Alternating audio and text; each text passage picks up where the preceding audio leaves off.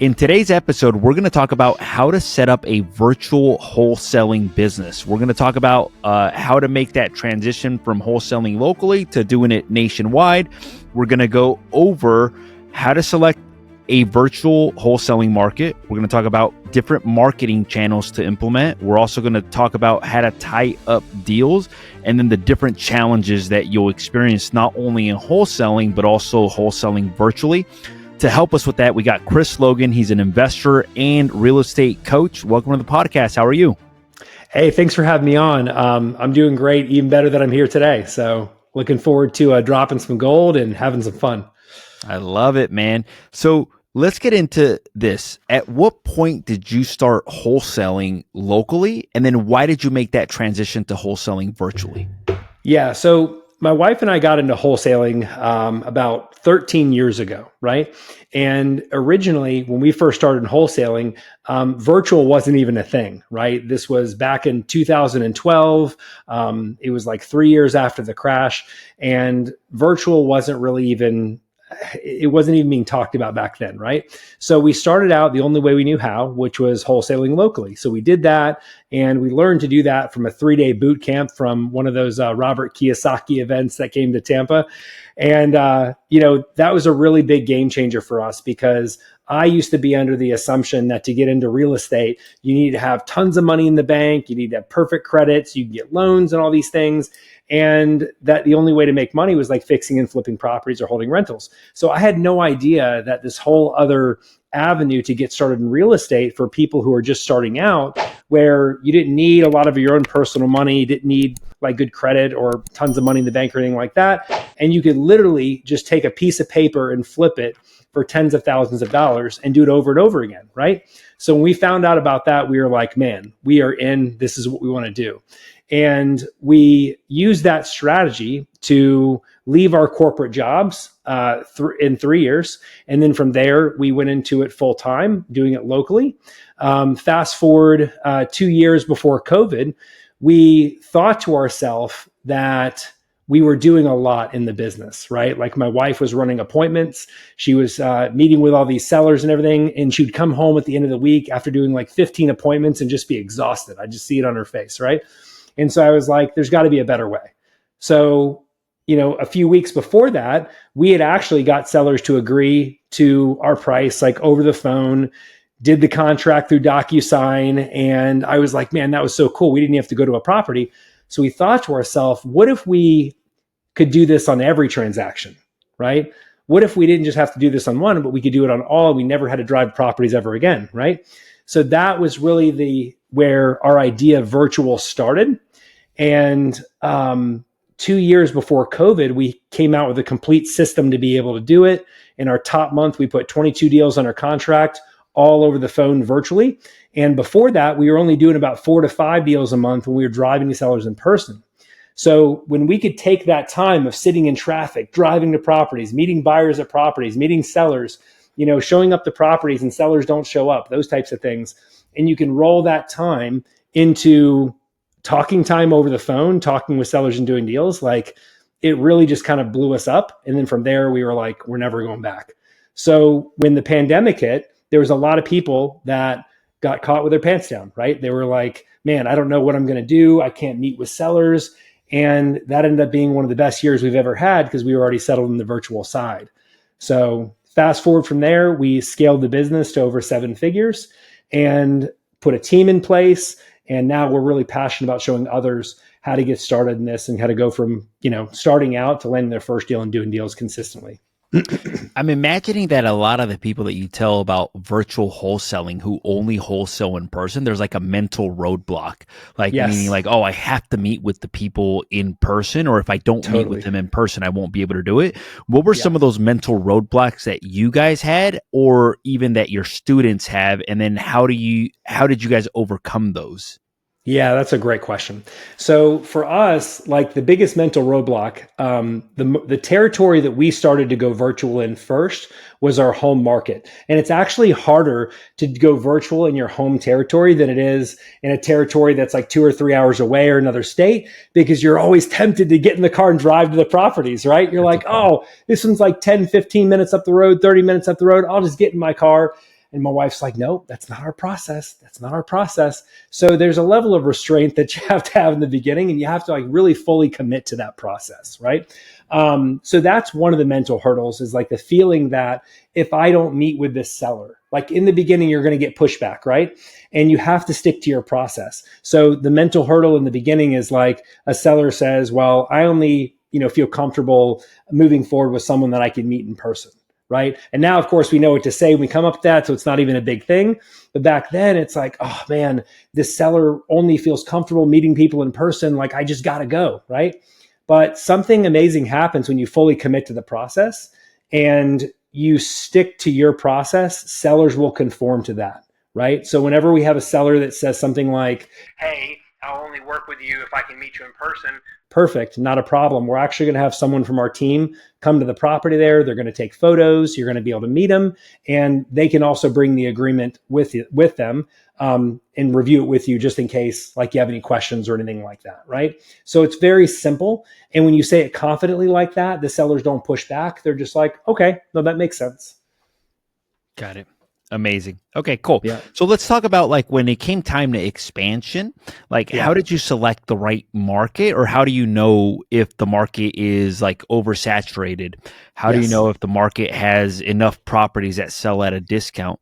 How do you know what the competition is like as well too, or what would somebody need to analyze in order to determine the right market? Yeah. So we've looked at a lot of different data points, right? And we took our most successful markets, broke them down, and found a pattern between those markets and why we did so well there, right? So we have a simple 2-step formula for identifying the hottest markets across the country. And you can do it really quickly using free tools like Google, right? So all you're going to do is you're just going to go to Google and you're going to type in the county that you're looking to start. See, most people I find they have an area that they're thinking in the back of their mind that they want to start in. Sometimes it's their home territory. Sometimes it's the state that their friend lives in, or they visited once, they have family in, whatever. So that's a great starting point, right? So they take that and they start with a county. So they put that county into Google and they type in whatever the county is, state, and population size. So Google will spit back the population size for that area. And what we're looking for is a minimum population size of 250,000 people. Right? What we found is in territories that are less than 250,000 people, it's more of like a rural territory where you're going to have no problem getting sellers to say yes and getting deals under contract, but you're going to have a big problem selling those deals and having enough buyers to buy those deals, right? So that's the first checkbox, right? Is 250,000 population.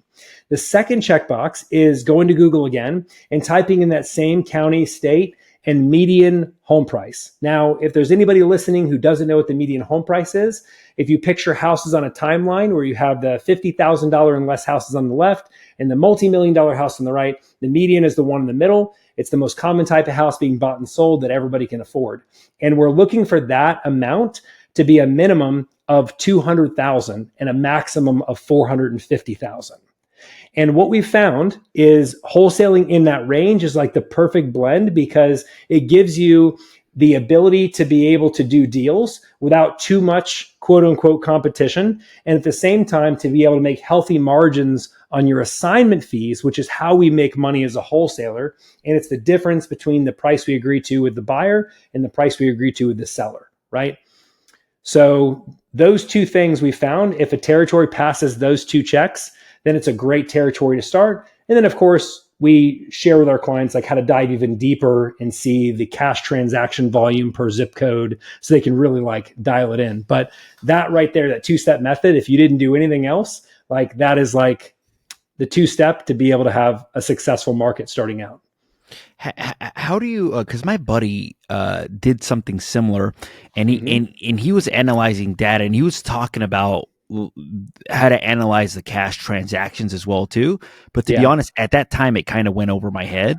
If somebody wanted to analyze that, how would they do that? Yeah, great question. So there's a lot of different ways you can do it, but one of my favorite ways to do it, there's a free tool out there called ListSource. So listsource.com, you go there and all you're simply going to do is there's several steps that you have to go through, right? But the main thing you want to look for is cash transactions that sold in the last 90 days, right? So you're going to start with a territory For example, you did our two-step system, you identified a territory. From there, you're going to go ahead and put that into list source, and you're going to select cash transactions for residential single-family houses, right? And then what's going to happen is there's going to be a menu after that where it's going to pull up all of the zip codes in that territory, and it's going to have all the cash transactions, like the number of that. And all you do is copy and paste it to an Excel form, organize them from the highest to the least, and it'll show you the zip codes that actually have the highest transaction volume of cash buyers. Got and it. then all the way to it'll the basically least. rank them basically for you, like which Exactly. ones have it. So that allows you to kind of determine, okay, where do I spend the money? Basically, like marketing Yep. channels, like where is it more likely? Because the way he described it to me, and it was so interesting back in the day, he said, look, like let's say California, 1 out of every 10 homeowners sells, not even as a cash transaction. He just said like 1 out of 10. He's like, I'll go into these other markets and 3 out of 10 will be selling. And he's like, look, if I am marketing to 10 homes and only 1 is going to sell versus 3, there's triple the opportunity. So that's kind of what I'm imagining, like with so there's a lot of different ways you can look into it, like, and how you would do that is if you use the service like Batch Leads or something like that. It's a service that we like a lot. It's a software. You would go in there and select the cash transactions for the last 90 days, and then you would take the cash option off and select the total number of transactions the last 90 days and see how many of the total transactions sold were cash, and you could come up with those same numbers. And then what is there a certain ratio, or is there a certain like amount that I should be looking for if I'm looking at the data? I wouldn't. So the whole thing with this is first starting like with the two-step system to identify like the hottest territories and starting there. Then from there, you can drill down deeper the way that I shared with you, like rank the areas with the highest volume of cash sales to the least.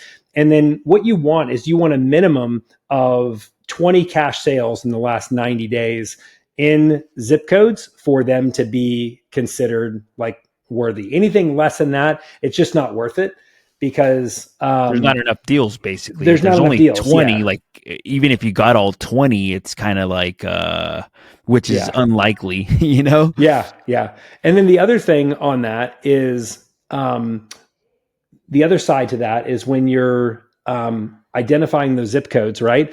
You're going to be doing your marketing, and we can talk about marketing here in a minute, but you're going to be doing your marketing. And then you're also going to notice a trend too, where there's certain areas that you're constantly hitting and you're not getting anything from. And there's other areas you're hitting and you're getting a lot from. So that's also great insights where you should double down or even remove certain zip codes from your marketing.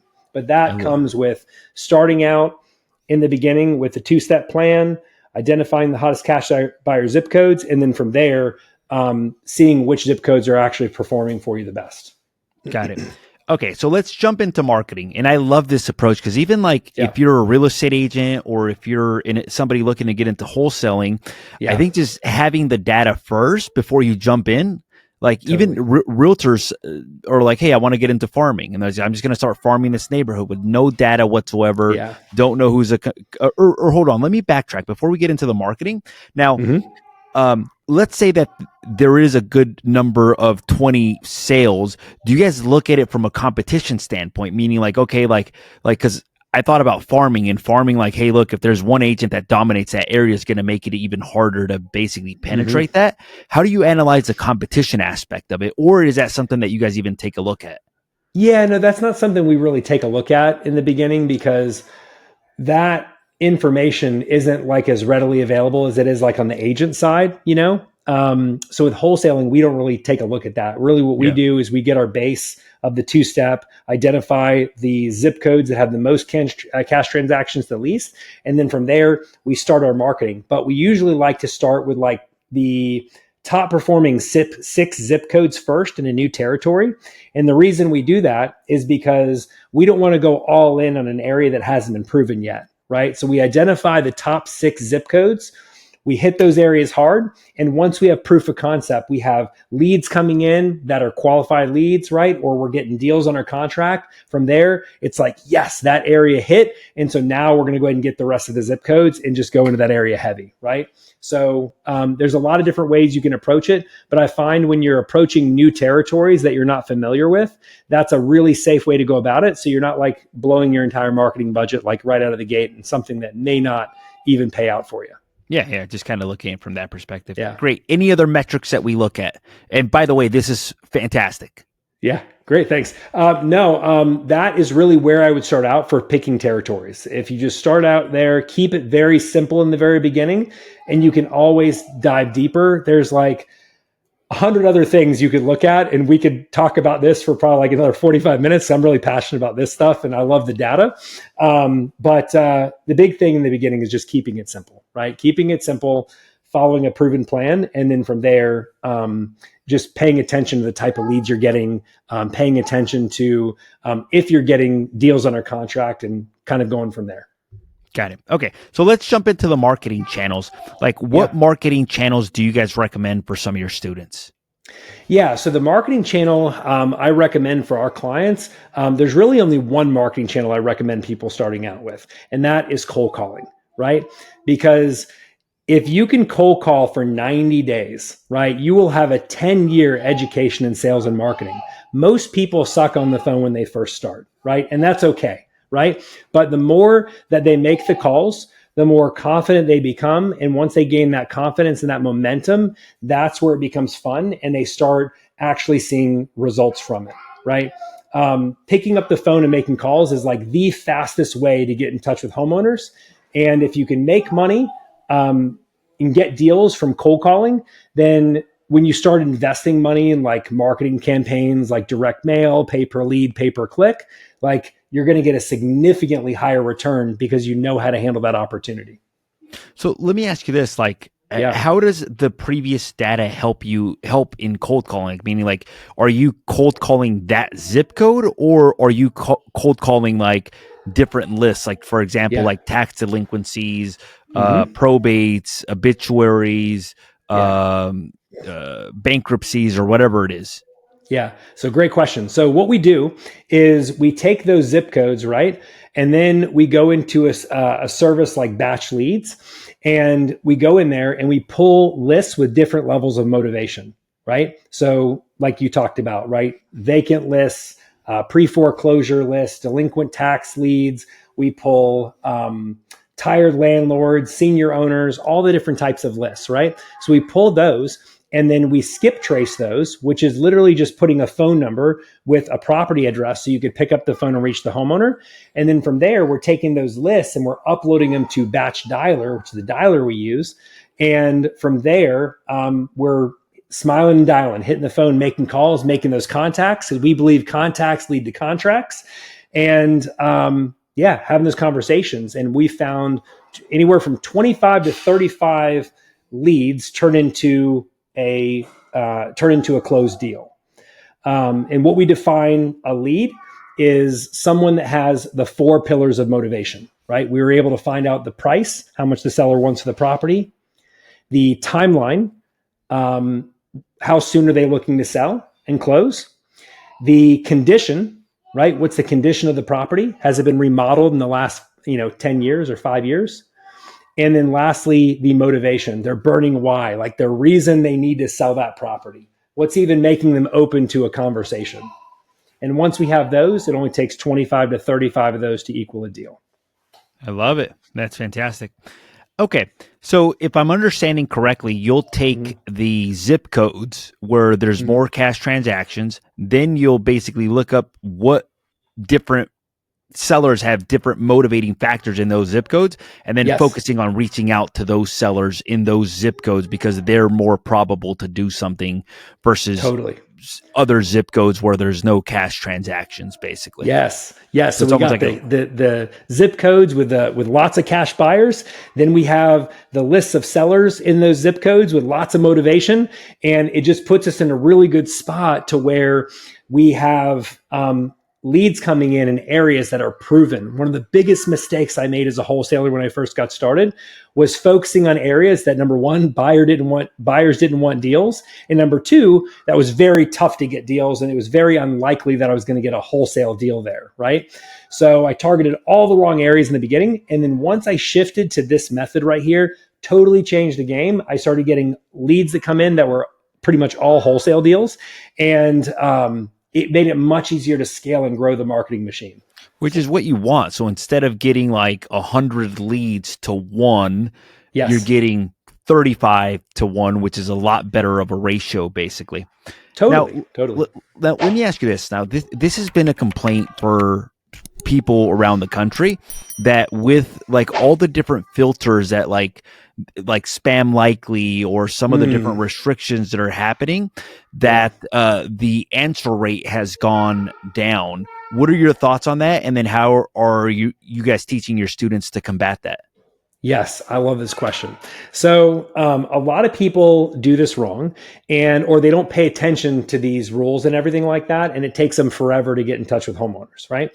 So the biggest thing, if you're using a dialer, right? Because these laws mainly apply to dialers, right? So for anyone listening who doesn't know what a dialer is, it's just simply a software that allows you to call multiple people at the same time. And then when one person picks up, it drops the other two lines and you have that conversation, and it allows you to move on to the next call by clicking a few buttons without physically hand dialing each number, right? So I know realtors are really familiar with dialers. So the biggest thing it comes down to is phone number reputation, right? A lot of people think that you need to have like a branded phone number where people can see your name pop up on their phone when you're calling. You don't want to do that for cold calling, because it's really going to hurt the amount of people that pick up, right? If someone is sitting there, they're stressed out about, bill collectors calling and everything like this, and they see Joe home buyers calling them, they're like, no, I'm not going to answer that call, right? So we got to keep some mystery there, right? So we don't do anything there when it comes to the phone numbers, but one of the things we make sure is that we're not calling any more than 100. We're not making any more than 100 calls per phone number inside 24 hours. So when you go over that, right, then that's when you run into problems and the carriers start filtering out, start getting flagged and things like that, right? How you gauge that is when you have a dialer set up like Batch Dialer, you can basically find out how many dials you're going to make in 24 hours and just make sure that you have enough phone numbers to match the level of activity you're going to be putting in. So if you divide that, the amount of calls you're going to make by the amount of phone numbers, it doesn't exceed 100 calls per phone number in 24 hours, right?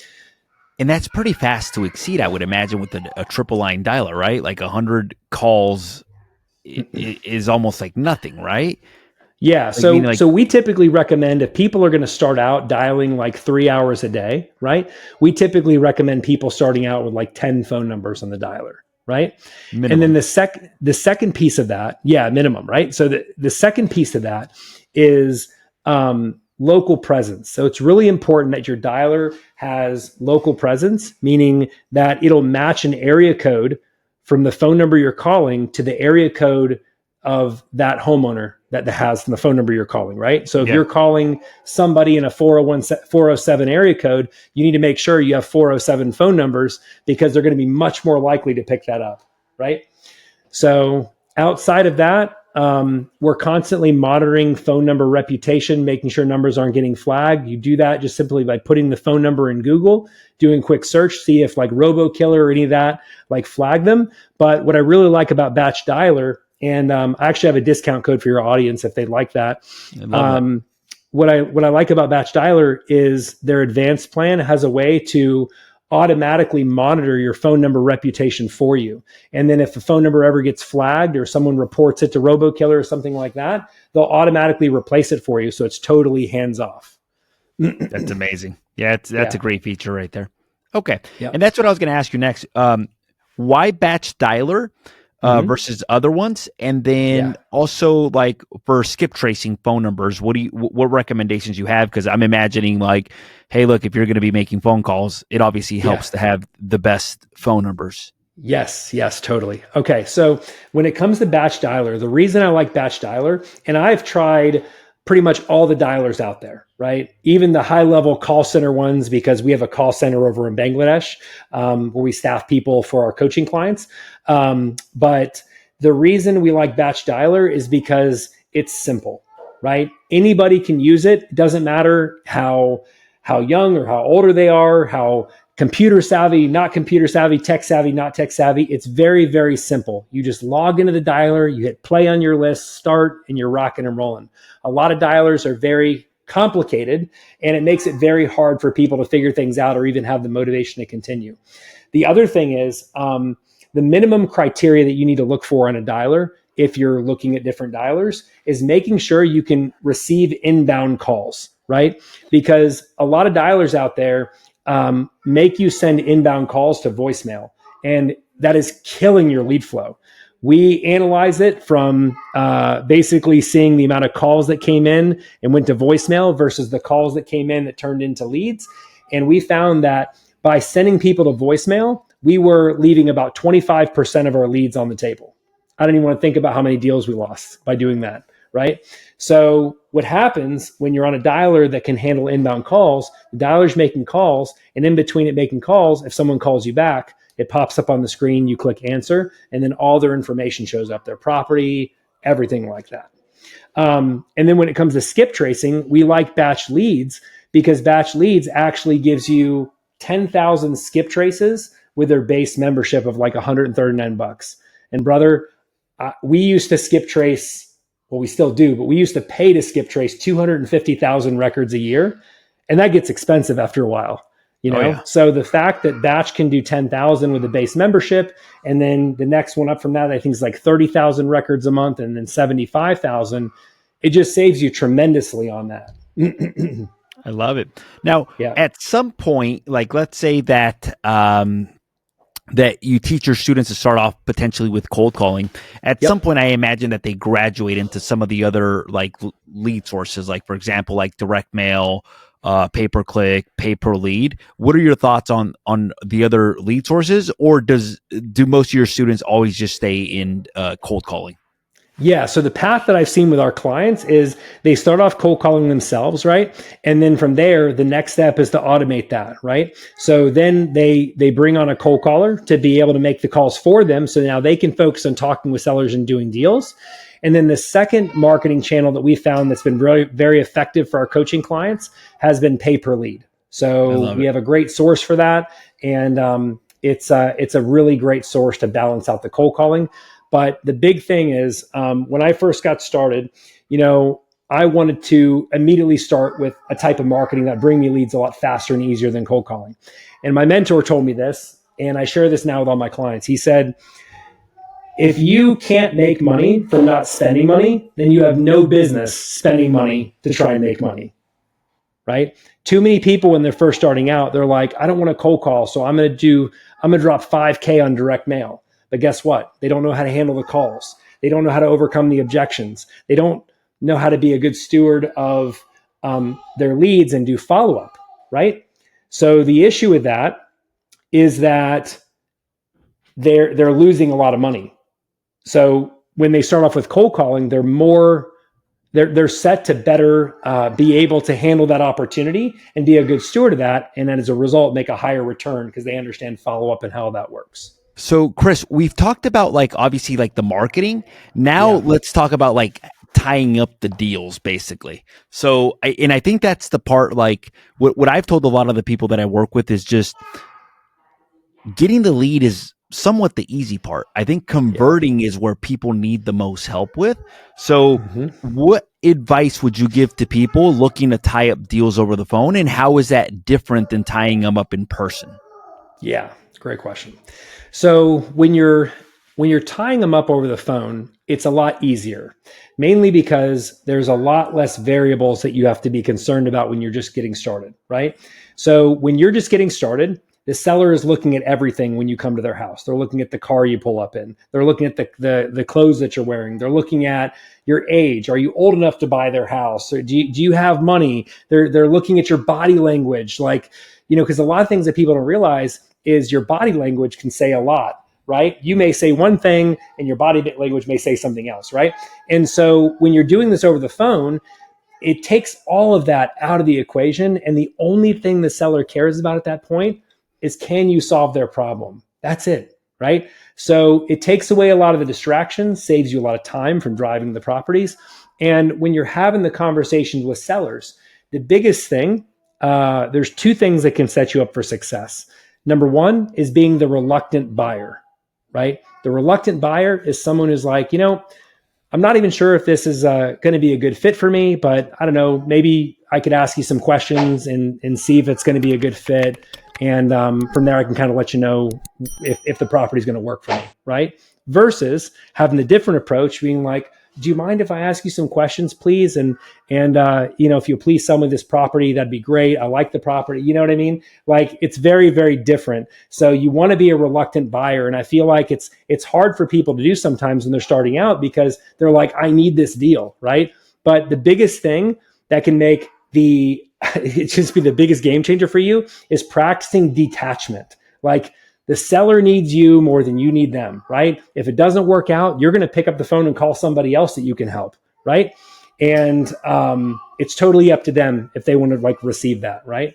So I always share with my coaching clients that that the frame of mind you enter when you first call is, I'm going to be a blessing to this person, and it's totally open to them. It's totally up to them if they're open to receive it or not. If they are, fantastic. If they're not, that's fine. And I move on to the next person. And it totally takes away the pressure of needing things to go a certain way. Got it. So obviously we talked about very early on how to handle, if they're like, hey, look, I want to meet you in person. What if they ask, where is your office located? Yeah. So this is something that's popular, right? So being a virtual company, people will ask you hey, well, where's your office? I want to come down to your office. And we just say, hey, look, we're a virtual company, so you wouldn't be able to come to our office, but we do have representatives in your area that can come out and meet with you and take pictures, and then also review the agreement with you to make sure you're comfortable. I love it. And then how do you find these representatives? What's your vetting process for the representatives? Are there certain representatives that make the best representatives, like a real estate agent? So I love working with realtors, right? Because realtors are familiar with taking photos of properties. They're familiar with overseeing showings. And so realtors are perfect to work with, right? And so what we typically do is we go into the local Facebook groups in those areas, right? The real estate investment related Facebook groups. And then we search for realtors. We'll say, hey, we're a new wholesaler in the area, and we're looking for an investor friendly realtor to work with. Who do you guys recommend, right? And the person that gets recommended 3 times is typically the person that we go with, right? We can also call the brokerage and talk with the broker and say, hey, look, we're a local real estate investment company, came into the area, and we're really looking for a property inspector. So a realtor that can act as a property inspector, go out to properties, take pictures. We'll pay them each time they go out, oversee showings, and then we'll refer them listing opportunities for properties that don't make sense for us. Does anyone come to mind? Does anyone come to the top of your mind when you hear me say that? And they're like, well, yeah, I do know this one person and blah, blah, blah. And they'll recommend somebody. We'll have a conversation and see if it's a good fit. But I love working with realtors because of that. Got it. And then you said Facebook groups. I've even, to be honest, whenever I have wholesale deals, I usually just go to another wholesaling company that helps me with the disposition of it. Yep, you can do that. But I've heard about Facebook related groups where you can wholesale or find different realtors. So what do you look for, or how do you find these Facebook groups? Yeah, so it's super simple. So we just go to the area that we're looking for, right? And for example, let's say we're looking in Hillsborough County. So that's a county in Florida where I am, right? And we go to Facebook, we search groups, Hillsborough County real estate investors, right? Here, Hillsborough County Real Estate Investor Association, like REIA, Hillsborough County wholesale deals, whatever the case is, right? So we're typing in these different things to get these groups. We're joining all these groups. And inside these groups, we're going to have buyers. We're going to have realtors we can connect with. We're going to have other wholesalers we can connect with. We're also going to post our deals there to get deals sold. And I've heard from a lot of people like, oh, Facebook groups don't work. There's no serious buyers in there. I let them think that while we continue to sell deals, because Facebook has been huge for us in building our buyers list. Yeah, that's what I keep hearing. I've never actually done that, but that's what I Brother, keep hearing. there's so much money to be made in Facebook groups. It's absolutely bananas. You got to do it. That's amazing. Okay. What other objections are common as it relates to virtual wholesaling over the phone? And then how would you handle those as well? Yeah. So sometimes sellers will say, well, you've never seen my house, so how can you make an offer? Right. And so what we say is listen, we've taken some time to gather a lot of really great information from you. You've been great in sharing that stuff with me. And we have a proprietary formula behind the scenes that we take that info and we pair it with what works for us. And we just have a really good idea as far as what we can offer on your property. Got it. Any other objections that you would get? Yeah. So other objections could be like, I haven't turned on a computer since 1913, that type of thing. So they're like, can you mail us the contract? And so at that point, we're not going to send it over on a dinosaur. What we're going to do is we tell them basically, we're like, hey, we actually can have a representative from our team come out there and meet with you, and they'll bring the contract that they can review with you. And then they'll call me once we get there. And that way I can answer any questions in real time, like while you're reviewing the agreement. Right. How much can you expect to pay a representative to go out there? Yeah, so it really depends on the driving distance from where that person's coming from. It can really depend on, how long they have to stay at the property. But typically what we find is we pay anywhere from $50 to $75 because these appointments are in and out in 30 minutes. So they're almost making $1 a minute to be there, or That's making over $1 a minute to be there. Got it. What about negotiation techniques and underwriting techniques? Like, I mean, do you guys underwrite like on the MLS? Do you guys go on Redfin? How do you guys underwrite these deals? So we use batch leads to go ahead and find our comps and value our properties. And then we have our own instant comp calculator that we came up with that you can plug in 3 recently sold properties, your subject property, and then it'll basically kick out the after repaired value and analyze it just like an appraiser would, right? Yeah. So that's what we use behind the scenes, but batch leads can be great for running comps. When it comes to negotiations and making our offer to sellers, like we really don't like to make offers to sellers. We want sellers to tell us how much they're hoping to get for their property. And then from there, kind of work it from there, right? So for example, we'll ask a seller, so let me ask you, sounds like you got a great property here. How much are you hoping to get for your property, right? And the seller's like, well, I really don't know how much I want. And we're like, okay, well, most of the sellers we talk with, we find have kind of like a magic number in the back of their mind that if they could get this number, they'd move today. Like, do you have anything like that? And they're like, well, I don't know. I just don't know. Okay, well, do you have some type of a range that you're looking to get for the property? Is there any type of range in the back of your mind that you're thinking of, you could get this, you'd sell today? And then sometimes sellers they'll give us a range, right? And then from there, we try to nail it down to a certain number. And then from there, we either decide if that number works or we make an offer, right? But for the sellers that are saying like, no, I don't really have a range, and they're kind of being very, very vague. From there, we kind of hit them with like, well, let me ask you a question, Mr. Seller. If you don't know what you want for your property, like I'm curious, like how can you sell it? Great question. And they're like, well, I do want to sell the property. I'm like, okay, so how much are you hoping to get for the property? We kind of take it from the top again, But what we find is that, running that method, like we'll get the number from the seller about, I would say 65% of the time. And then the difference, sellers will have us like make offers. And then if they do have us make offers, like usually we have a really good idea as far as where we need to be just based on the area and everything else.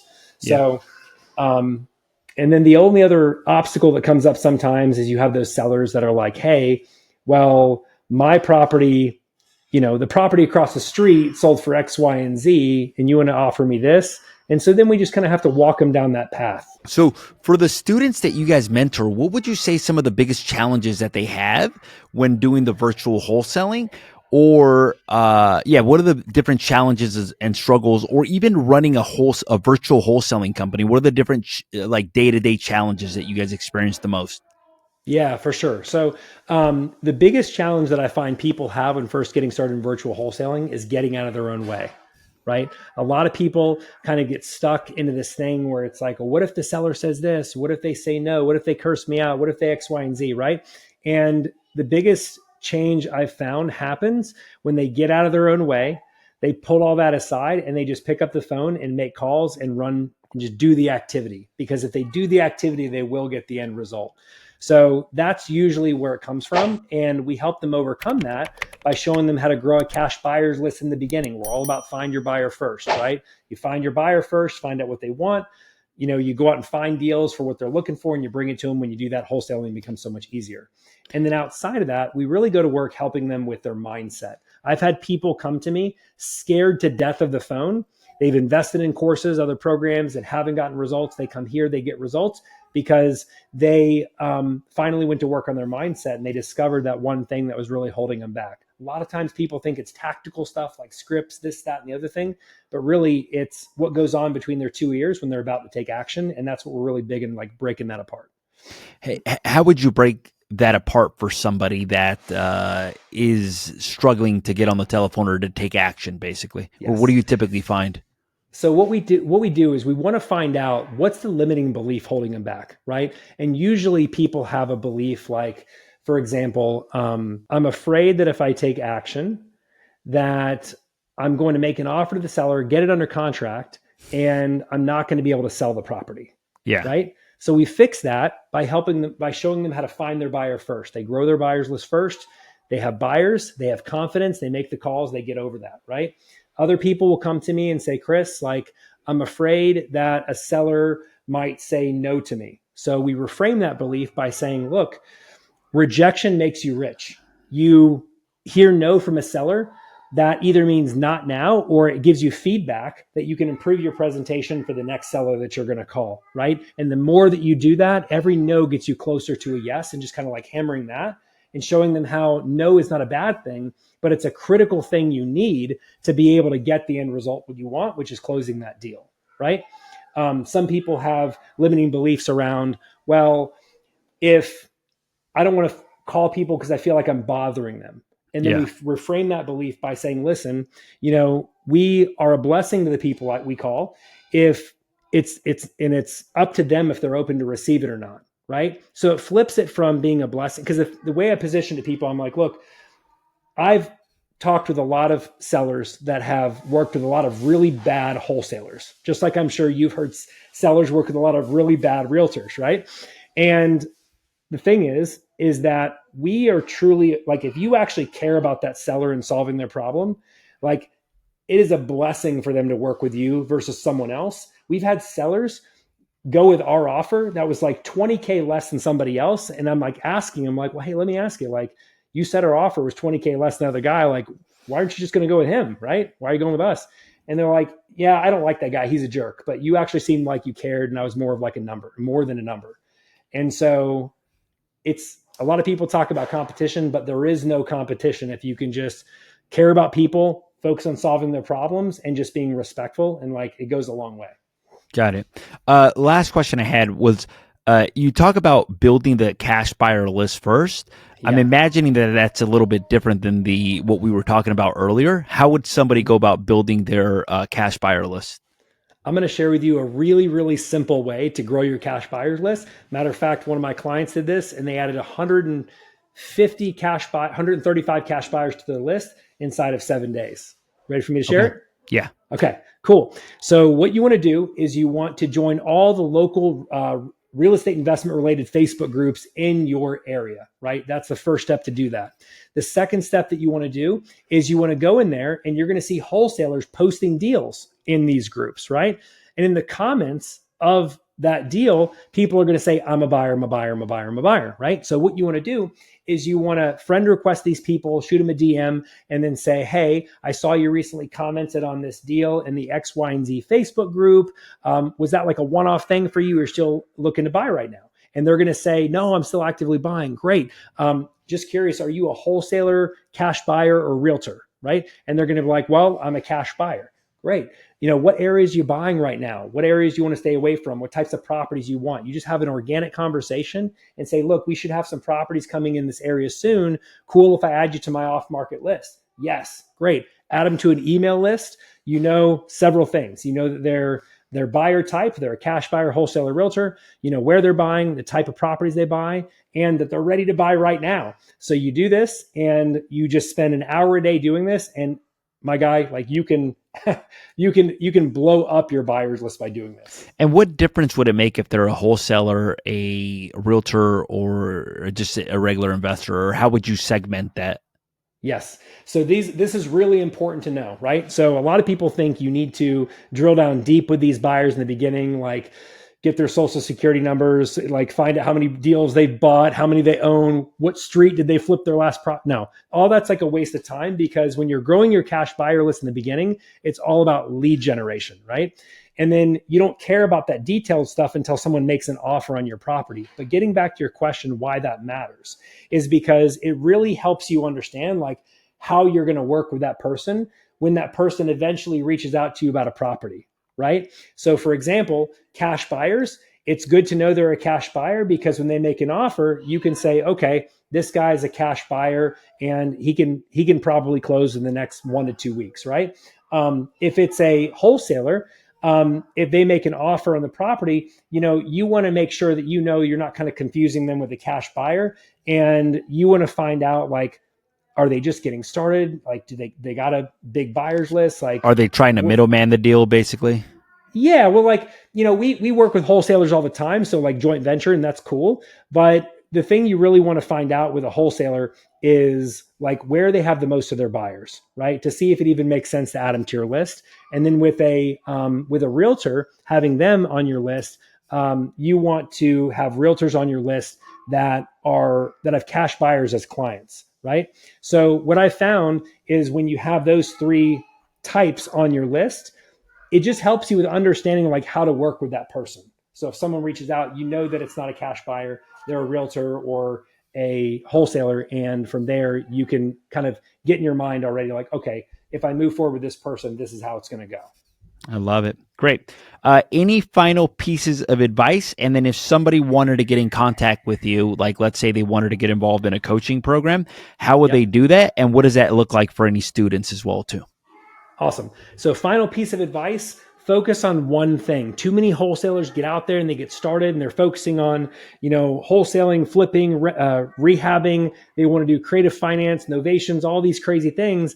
And they get so lost in the sauce trying to analyze a deal that they do nothing, right? So my biggest advice for you is to start with one thing, one way to do deals, virtual wholesaling, one marketing channel, which is cold calling, and just go all in on the activity, right? And if you do that consistently for 2 to 3 hours a day, you will have your first deal inside 90 days, guaranteed. It's impossible for you to fail, and just take action. Like that's the biggest thing that I could recommend. Now, when it comes to our community, so to get in touch with me, Facebook's the absolute best way to be able to do it. Just go to Facebook. My username is Chris Logan REI.